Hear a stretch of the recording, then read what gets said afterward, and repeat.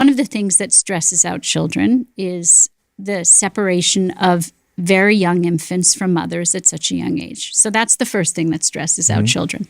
The next big thing that stresses out children is how we educate children in our country.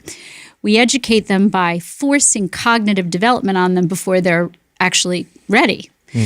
Because the analogy I use is that social emotional development is like your socks. And cognitive development is like your shoes.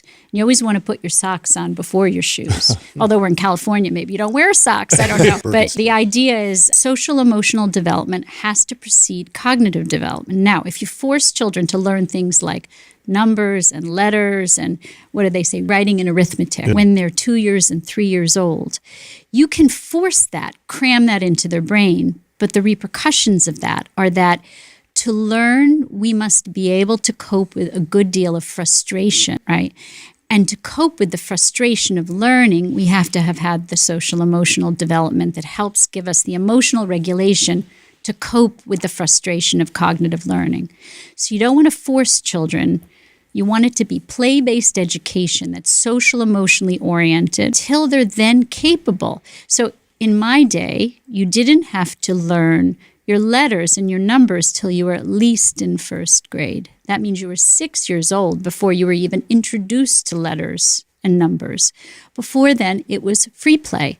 Kindergarten was garden of children. It was basically free play. Nursery school was organized chaos. It was free play. It was to get children into the framework of being in a group situation, but without structured group activities. And so it's been perverted. The whole educational system is based on cognitive development crammed into children as early as possible, and it's stressing out particularly little boys. So little boys are the ones who are really suffering because they're going off the rails, right? So they're going into fight or flight mode. So you all know what fight or flight mode is. It's the evolutionary response to stress that human beings either, if the saber-toothed tiger is chasing you, you're going to fight the tiger or you're going to run, right? Flee. So think of the behavioral problems we're seeing, particularly in little boys, as the fight, part of fight or flight.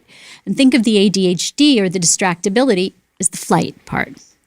Again, no one's asking, why are our kids all in fight or flight? And what changes do we need to make? Or how far have we gone in society away from a healthy structure?